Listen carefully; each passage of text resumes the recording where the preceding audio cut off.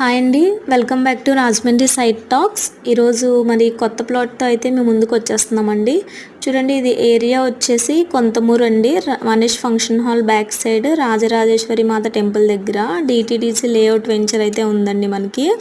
So ఇక్కడ plots అయితే మనకి లో కాస్ట్లో అవైలబుల్గా ఉన్నాయండి. చూడండి, మనకి రూట్ అయితే చూసేద్దాం. ఇప్పుడు మనకి రైట్ సైడ్ మనకి పార్క్ అయితే ఉన్నదండి. ఇక్కడ అలా కొంచెం ఫ్రంట్కి వెళ్తుంటే అక్కడ వాటర్ ట్యాంక్ అయితే మీకు కనిపించేస్తుంది కదండి. అలా వెళ్తుంటే చూడండి, ఇక్కడ రోడ్స్ అవి కూడా మనకి చాలా నీట్గా లేఅవుట్ చేసి ఉన్నాయండి.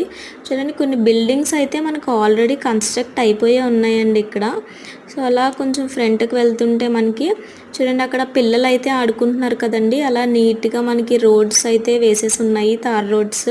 అండ్ పవర్ సప్లై కూడా మీకు చాలా క్లారిటీగా కనిపించేస్తుందండి. Power supply and drainage system కూడా మనకి ఫెసిలిటీ ఉన్నదండి.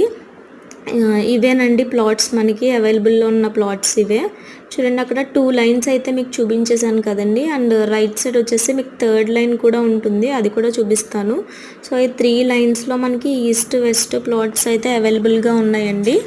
సో మనకి కాస్ట్ వచ్చేసి ఈస్ట్ ఫేసింగ్ అయితే మనకి పర్ స్క్వేర్ యార్డ్ వచ్చేసి 17,000 పడుతుందండి.